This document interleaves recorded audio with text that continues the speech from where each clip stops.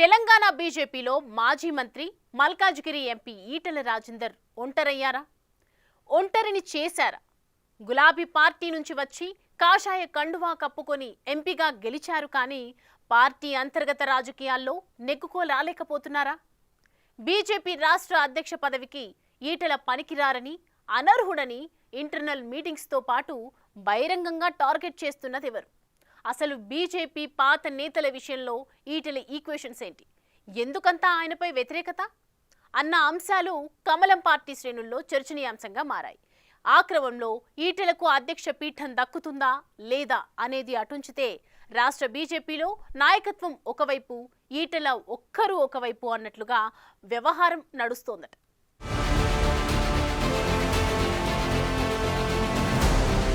కాషాయ పార్టీని నమ్ముకున్న మల్కాజ్గిరి ఎంపీ ఈటెల రాజేందర్ భవిష్యత్ కార్యాచరణ ఎలా ఉండబోతోందనేది ఇప్పుడు రాష్ట్ర బీజేపీలో చర్చనీయాంశంగా మారింది. సంస్థాగతంగా పార్టీ రాష్ట్ర అధ్యక్షులు ఎవరనే దానిపై ఏడాదిన్నర కాలంగా అదిగో పులి ఇదిగో తోక అన్నట్టుగా సాగతీత రాజకీయం నడుస్తోంది.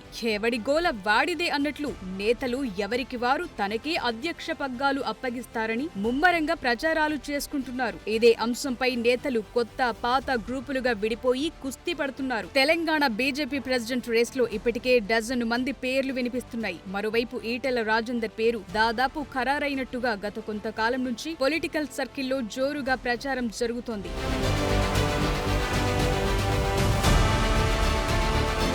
అధ్యక్షుడి ఎంపిక విషయంలో ఈటెలకు వ్యతిరేకంగా బీజేపీలో ముందు నుంచి కొనసాగుతోన్న రాజ్యసభ సభ్యుడు లక్ష్మణ్, కేంద్ర మంత్రి, రాష్ట్ర పార్టీ ప్రస్తుత అధ్యక్షుడు కిషన్ రెడ్డి, కేంద్ర సహాయ మంత్రి, మాజీ అధ్యక్షుడు బండి సంజయ్ ఒక్కటైనట్లు చెప్తున్నారు. ఆ ముగ్గురి కలయిక కొత్త పాత నేతల పంచాయతీకి మరింత ఊతమిచ్చినట్టు అయిందంటున్నారు. వలస వచ్చిన కొత్త నేతలకు అధ్యక్ష పదవి ఎట్టి పరిస్థితుల్లో దక్కకూడదని వారు ప్రయత్నాలు ముమ్మరం చేస్తున్నారనే టాక్ వినిపిస్తోంది. కిషన్ రెడ్డి ఎత్తుగడలు బయటకు కనిపించకపోయినప్పటికీ బండి సంజయ్, లక్ష్మణ్ వర్గం మాత్రం ఈటెలను పూర్తిగా వ్యతిరేకిస్తున్నట్టు వార్తలు గుప్పుమంటున్నాయి.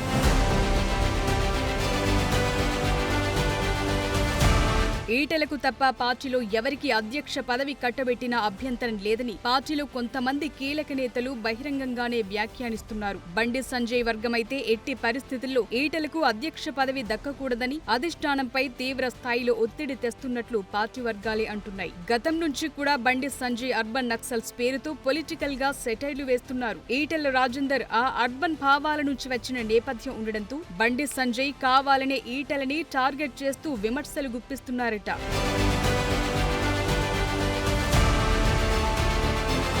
ఈ పంచాయతీల వల్లే కొత్త అధ్యక్షుడి నియామకాన్ని అధిష్టానం పెండింగ్ లో పెడుతున్నట్టు తెలుస్తోంది. ఏడాదిన్నర కావస్తున్న ఇంకా అధ్యక్ష పదవిపై బీజేపీ ఢిల్లీ పెద్దలు ఓ క్లారిటీకి రాలేకపోతున్నారు. రాష్ట్ర నాయకత్వమంతా ఈటెలకు అధ్యక్షుడి పదవి దక్కకుండా అడ్డుపడుతున్నారని, ఆయన్ని పార్టీలో ఒంటరిని చేసేందుకు కుటిల రాజకీయాలు చేస్తున్నారని ఈటెల వర్గాలు అనుకుంటున్నాయి. సీన్ మొత్తం ఈటెలకు అర్థమవటంతో ఎలాంటి వివాదాలకు తావు లేకుండా ఈటెల రాజేందర్ లో ప్రొఫైల్ మెయింటైన్ చేస్తున్నట్లు ప్రచారం సాగుతోంది. పార్టీ నేతలందరూ కలిసి తనను ఒంటరిని చేయటానికి చూస్తున్నారని, ఫోకస్ అవ్వకముందే కాంట్రవర్సీలకు తావు లేకుండా ఆయనే స్వయంగా సైలెంట్ మోడ్లోకి వెళ్లిపోవటం బెటర్ అని భావిస్తున్నారట.